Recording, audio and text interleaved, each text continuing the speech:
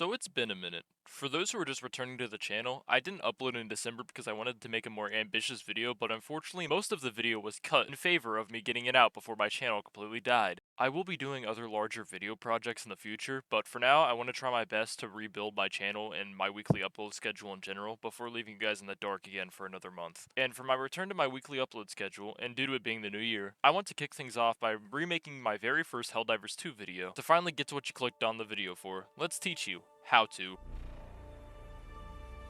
So starting with the Liberator stats, for the most part, they've remained the same, with a few hidden buffs to durable damage.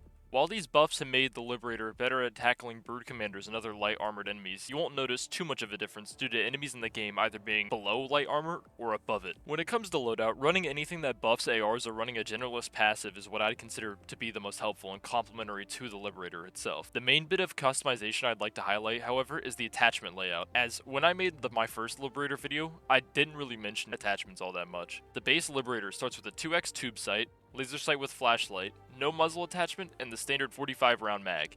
I will say this now, that I don't have the base Liberator leveled up too much as I prefer the carbine, but when it comes to what would be the best set of attachments, the sight should either stay 2x or reduce it down to a 1x to save on ergonomics. As far as the underbarrel attachments go, you almost always want to have the flashlight and vertical grip in my experience, as some maps can get dark and the vertical grip basically turns any weapon it's slapped on into a laser beam. The angled grip is also pretty good as well if you're going with a light run-and-gun playstyle, but just note that you lack the flashlight instead of getting a laser sight, which can limit your usability in dark spaces. The muzzle attachments are where things get pretty tricky, as it entirely depends on what type of recoil you control better. If you aren't good at recoil management in general, slap on the flash hider as it reduces recoil from every direction, though not as severely as the other two. If you are more confident in holding down your vertical recoil, just use the muzzle brake. And lastly, if you're better at horizontal recoil control, or are fighting something like the bugs or voteless, the compensator is the way to go. For choice of mag, either the drum mag or the standard 45 round mag works fine. I'd say stay away from the 30 round mag due to the Liberator needing as many bullets as it can get.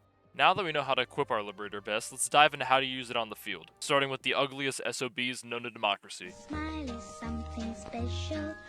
The Terminids are a straightforward faction that will reward Liberator loadouts geared towards crowd control and raw firepower. You will primarily be using your Liberator on small enemies which fall easily, like warriors, hunters, and scavengers. Things like brood commanders and hive spewers take more time to deal with due to their increased health pools. Aiming for weak points like the head or legs can either slow them down or put them on a bleed out timer, saving you ammo as well as your life. Though sometimes you might just need to bite the bullet and mag dump them if they really are on your back. The heaviest enemies you can realistically take out with the Liberator are chargers and impalers, with chargers being slightly harder to take out due to their agile movement and their weak point being behind them, often putting you in between them and the rest of the terminids you will be fighting. Though, it is still very possible to bring down a charger in a pinch. Impalers are pretty self-explanatory when it comes to where to shoot them, as their obvious skin-colored weak point when they are attacking with their tentacles is extremely easy to hit and very, very lightly armored, meaning that a few mags from a Liberator and grenade is all it takes to down one of these. But to keep the video going, it's time to move on to some more heavily armored foes.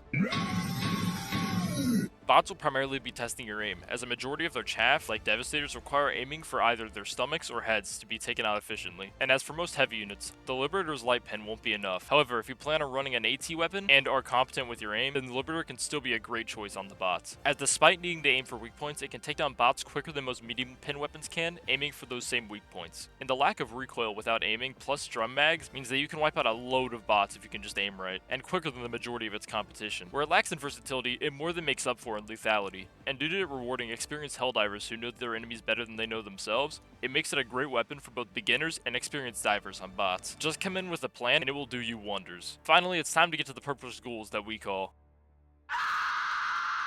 Squids are once again a pretty straightforward faction when it comes to using the Liberator, with simple aim being all that's required to effectively damage enemies here. Villas are cut down easily, and with the sheer versatility of attachments you can configure the Liberator to, it makes it an absolute beast against them. Overseers are a bit trickier, however. While on jetpack Overseers you want to aim for either their jetpacks or their heads, the regular Overseer on the other hand has retained their medium armor helmets, and as such require more shots to bring down. Though after you peel off their armor, grounded Overseers easily go down as their flesh underneath is counted as completely unarmored. Now where the Liberator falls behind again is its usability when fighting lower tiered heavy units on this front. Harvesters are a pain to even damage as their eye weak point is extremely small and very, very durable. If you usually bring a machine gun or other forms of soft AT on squids, then this shouldn't matter, but if you're someone who has been used to primary weapons being able to take out harvesters, then this is a pretty hefty drawback. And as you could probably already infer, Leviathans are completely off the table, meaning that honestly, out of all the factions that you can bring the Liberator on, I'd say squids are probably the roughest experience.